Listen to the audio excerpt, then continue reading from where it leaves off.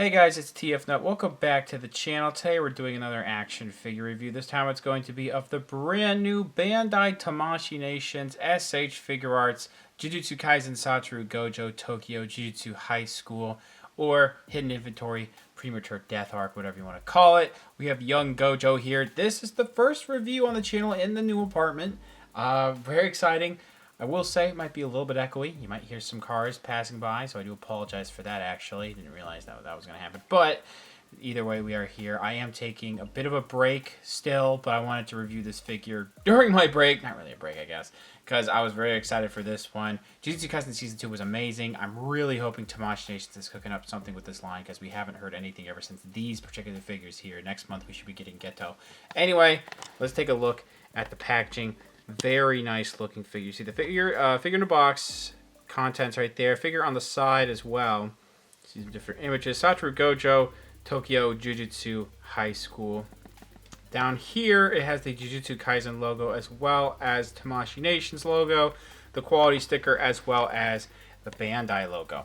Now, we look on this side here, and with the Jujutsu Kaisen line here, they usually do these little like square images of some of the features of this figure. Usually it's like very dark, and you know, the colors. I think Satoru's colors are usually blue on these boxes, but usually these are pretty dark. But it's a very bright box with lots of white and bright blue going on in here. You do see Satoru Gojo once again on the side there. So I really dig that. Looking on the top here, again, Satoru Gojo, Tokyo Jujutsu High School figure in the box. On the bottom, let's do it like this, actually. Oh, I see. So it's supposed to be upside down image right there, as you see. Like when he's fighting Toji. So there's that. Looking on the back of the packaging here, you see some images that you can get the figure into with some of the different accessories and how to use everything. And then down here, the Toho animation logos, as well as ages 15 and up barcode in case you need it. Let's go ahead and get this figure out of the packaging. And here is the figure out of the packaging. I'm digging it a lot, actually. I like this figure. It's a bit basic, especially for the price you're paying, which is pretty high. But there are some really great things about it. Let's go ahead and take a look at the accessories, then we'll take a closer look at the figure. So here's an instruction manual on the figure. It shows you the different accessories and how to use them. This is pretty important to read. If I have access to the PDF, because sometimes they don't post it on their website, I will put the Tamashii Nations link PDF in the description. So let's hopefully get through this quick, because unfortunately we don't have any effects pieces with this figure, but we do have, you know, a decent amount of stuff. So I want to start off with this more like enlightened face, kind of, as you see here, with the eyes looking really good, that mouth a little bit open, like the separation of the tongue and the teeth there are really cool.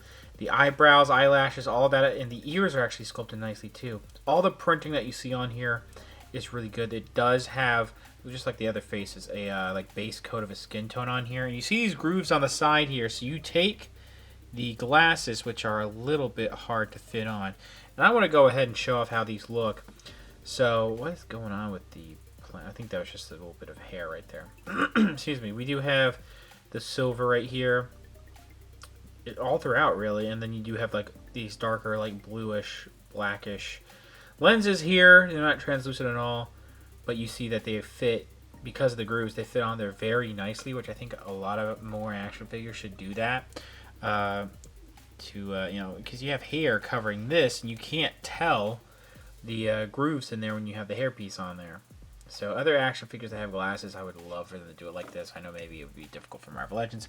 Popping this face on here is rather simple. Popping this off, though, is a little difficult, not only because it's just stuck, but his spiky hair kind of gets like poking, you know, into your fingers, unfortunately. But when you get it all on here, it looks like, and that enlightened face, you know, it doubles just as a normal talking face, like a smiling talking face. So that's pretty cool as well, especially when you have the eyes covered there. Let's move on to the rest of the faces pretty quickly, because we have two types of closed-eyed faces, I guess is how you should say it. So these are more like laughing expression right here with the eyes closed, and then you have the tongue and the teeth there looking really good. All that printing is nice. Again, we do have grooves on the side here for the glasses, and then these are more of like a comedic type of, you know, closed-eyed expression. Biggest difference is that I believe the Mouth is going down a little bit more on the one on the left, and you can see with these, the way that these are done, these are way more comedic. So he comes with two different laughing faces. And then he has this serious face, like when he's, you know, shooting off red or blue, or when he's fighting Toji. And then you can cover the, you know, you can cover this face with the glasses too. I haven't done all that yet. I'll try to do all these faces with the glasses towards the end with the accessories and all that. But those piercing eyes, they look really good right there. Very fantastic. Okay, one thing I was going to be concerned about is the pocket system. So you see here in the inside of these hands, this one says left. Yeah, so this does say L in here somewhere, like right there. Yeah. So it shows you this is the right one, this is the left one. The idea is you pop this into the sockets on the hand, and then you will actually cover the hip piece, you know, the front of the thigh with this. Now I believe Sanji's was actually a removable piece on the thigh, and then you could plug that in from the hand into there. This just covers that up, and I don't think it's actually that bad like I thought it was going to be. You may have to finagle it a couple times around to, you know, make it look flush and all that. But when you know, look at this here, you know, there are like these hollow pieces going on here. And they're in a like nice blackish bluish color that fits with the rest of the outfit there. So pretty cool. I think it could have been done worse, honestly. Then we have, I actually get confused. Yeah, so these are symmetrical hands. These are like kind of relaxed, sort of. Also like, no, these are getting ready to pose hands. Like he's getting ready to use Chris techniques. Fingernails are done pretty nice. It's just one skin tone molded in this color here. A little bit glossy. You can definitely tell more glossiness on these palms right here. You can see right there on the actual palm. And then you look on the back of the hand. Again, these hands are, I don't actually know if I said this yet. These hands are pretty big, but Jujutsu Kaisen characters have pretty big hands. As you see here, we have some fingernails, all again sculpted. Pretty nice stuff going on. Now, every other hand is not symmetrical, because we have this type of hand here for a different type of curse technique, like he's getting ready to shoot off a hollow purple, I guess. And then this is also like, you could have it to where he was like moving things around with blue, I think, when he was fighting Toji for the first time. So these hands are cool. I don't really mind that they're not symmetrical because you could do some unique stuff with them. But that's just how it looks. Then you have one hand here with basically a finger gun for shooting off red or blue. Not really red, I believe. That looks pretty nice. The fingers kind of bent in a little bit like that. It's supposed to be.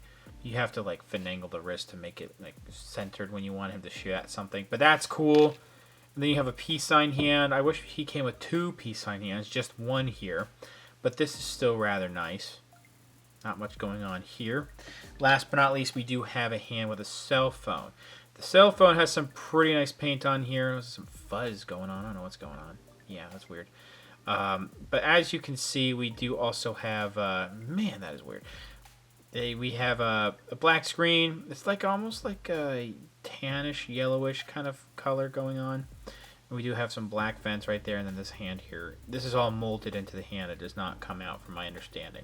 I do wish he came with some gripping hands, so maybe a can of soda. That would have been cool, but he does come with a lot of stuff. Just wish he came with some effects pieces. Before I start the actual detail portion, some people on Instagram wanted me to try some accessories with previous Gojos. So this is the Jujutsu Kaisen Zero head. If you had some like blue tack and maybe had it raised up a little bit, it might work. But yeah, by no means does this actually work with the body. It's going to be a younger Gojo, so things are going to look proportionally a little bit off and skinnier. Popping this on, it wasn't too hard to do that with the spiky hair. So I'm not going to put on the glasses until the articulation portion, because I want you to see how this face looks right now. This looks really, and then popping on this off is going to be difficult. At first in the box, this face looked kind of weird, but like up close and personal, this is a really nice smiling face. I really dig how the teeth come through. Those piercing blue eyes look really fantastic. You also have a little bit of creasing underneath the eyes there. Eyelashes, eyebrows, all of that. Moving that camera on accent, sorry. Looks good. And it might not pick up too well, but I do believe there are paint apps throughout the hair sculpt here. I don't think it's as prominent as like the highlights that they did on the Zero version, but they definitely have a little bit of paint mixed in here. I feel like they may have added some blue shading. I can't tell. That might be the light hitting it in a certain way. It's mostly going to be white in like very, very, very, I'm talking very light gray here. All this does look really good. You have the spikiness going on, the hair. There's a little bit of something weird going on right there. All this looks great. You actually can't see the separation that, I mean, it's right there, but things get hidden really well, actually. So you have to look hard enough for the separation of the hair pieces. Backing out here, and now that I think about it, I should have grabbed some other Jujutsu Kaisen characters. I'll do some comparisons at the end, like I usually do. But I feel like there was reuse. Well, maybe not reuse, or just borrowing or retooling. I feel like, his legs are pretty skinny, but these are definitely new legs. Not only just in, sculpt, but color-wise. This is more purplish, where this is a lot more bluish-black. Part of these just it reminds me of Megumi's outfit a bit. But I'm fairly certain this is brand new, especially this neck piece going on here, which when you move the head around, it does like to move, but then you can easily grab pieces to make it center. I'm pretty sure that crease right there is supposed to be center with the chest, so that's pretty nice. If you haven't seen Yugo, aka Take the Shot, 47, I believe, I'll leave his link down in the description below for his Instagram and his YouTube. He did his first review on this figure here. He mentioned that they kind of changed up some things of the engineering. You could see these shoulder cap pieces that still kind of exposed joints. They filled it in here and they didn't restrict articulation. So moving forward, if they keep doing that, which I never really minded it before, this here though, that's a really nice attention to detail that I appreciate there to hide more of the inner workings going on there, and it really doesn't hinder that much articulation. Maybe like the pivot going down here with the ball joint, but that's really nice. The rest of this figure, like with a lot of other SH Figuarts, it's mostly base tones of color. Excuse me. What I'm talking about is that there's definitely paint on this figure, but really just one tone of paint. There might be a little bit of shading here and there, but really you just get this blackish, very dark bluish type of molding all throughout. And you have some wrinkles going on in here. Everything looks really nice. These hands, my throat's really dry today, excuse me. The fists look really nice too. And again, they're a little big, but they're supposed to be like that based on the art style. Rather, they'd be a little bit bigger than small. But that's how they look with these fists going on. Very cool. Lots of wrinkles in the chest there. One thing to mention, yeah, I knew this was going to happen. I didn't even move this that much. Saw our hard plastic chest with a soft plastic stomach piece. You keep moving it forward and it's going to scratch things up eventually. And then this can come out, and if you try to move this back, that will get scuffed on there. This has happened with some characters like Gabimaru, so just be careful of that. Maybe you might want to sand some things down a little bit. I feel like there's also some scratches in the plastic already, where when the light hits it, you can tell right there that's a scratch. Face forward, you can't really tell too much. Won't be too mad about it, I guess, but you could just kind of see some things. But there's like no bad paint splotches. I don't have any breakage or anything. I forget which factory this is from. But things look nice here. Let's just keep going. This is a very soft stomach piece, actually. You can feel some of the joints in there. And then you do have this like seam line going all the way there. Things look nice. Yeah, I dig that. And then we have these hip pieces, which, I thought that they were removable, kind of like Sanji's, but I look and it's just this crease that's sculpted in there. So, yeah, I think that's just how it's going to be, but based on the image I took earlier, I think it looks fine. And then you get down to the legs, a little bit skinny legs, wrinkles around there, and the knee caps looking nice. And then, actually, I forgot to mention, this butt flap kind of looks weird, sculpt-wise. I mean, it would get in the way. If they sculpted more, it probably would have gotten in the way of a thigh split there.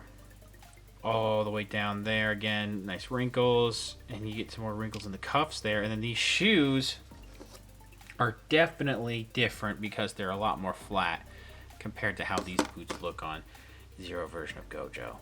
And they're like a blackish, very dark brown. Very nice, sizable too.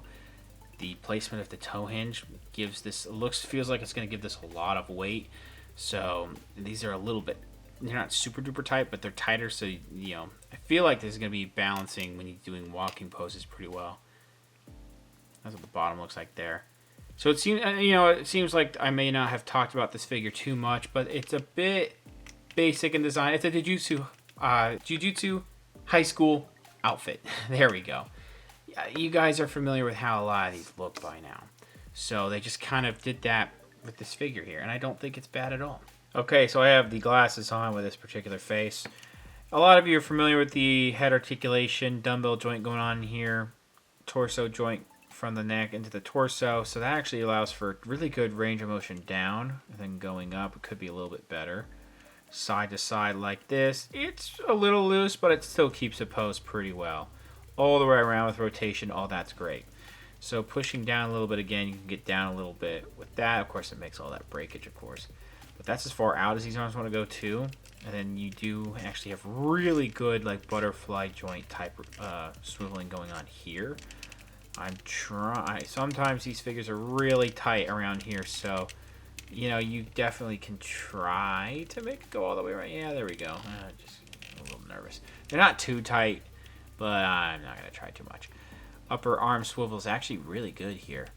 We do have double jointed elbows. And one thing I didn't mention is that these wrist joints are hidden really well with a skin tone, whereas these have more of the metal going on in there. Never really minded it how it looked like this before, but it's cool that they hit it like this. So up and down like so. You can manipulate it to go in and out like that. Ball joint here, ball joint here. Oh man, yeah, so back all that together. You can see that going really far back, really decently far forward. Again, try not to scrape anything in here. Keep doing it, dang. A rotation up in here, and you grab this, you're gonna get way more rotation. So all kinds of nice range of motion here at the torso, actually. Legs go forward really far, even though they do bend the shirt a little bit, so be careful with that. They don't want to go that far back because of the butt flaps. Out like so, upper thigh swivel, which has a little bit of a ball joint going on here, which is nice. Then we have double jointed knees, swivel here at the ankle, down, actually pretty decent with those cuffs, and up, actually not too bad either. Ankle rocker, toe hinge. Measuring out the figure, we're looking pretty close to about 16 centimeters, which is going to put this at around 6¼ inches tall. On the right, next to him directly, that is the first ever S.H. Figuarts Satoru Gojo. Is going to be a little bit taller. Definitely a unique sculpt. I thought the new Gojo was reusing parts actually from Megumi. It is not. It's a completely new sculpt. They just look kind of similar. But you can see that they're pretty close in scale. Fushiguro is still going to be a little bit shorter. And then Marvel Legends and Black Series figures, you can see how they scale with this new S.H. Figuarts Gojo. Overall, this is a really nice figure. I think Tamashii Nations did a pretty great job here. There's very little I dislike about this figure. Quality-wise, pretty good. It doesn't have that much paint on the figure, but there really isn't any paint splotches. I do notice some scuffing in the plastic in some areas. That's a little bit hard to see until you move it in the light a little bit. Also, I want to mention this again, the harder plastic chest piece that will dig into the soft plastic stomach is a bit of an annoying thing that happens with some of their other S.H. Figuarts. Hopefully they will address that in the future. Also, I just wish we had some effects pieces. Red, blue, that would have been, I think they could have made something work. I know hollow purple wouldn't work, it's too big.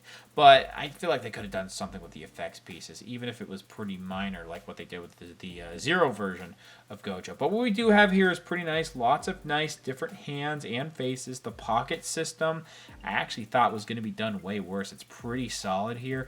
I do wish we had an extra hand for holding soda so we can recreate the walk with Geto when that comes out soon. That's going to be hilarious.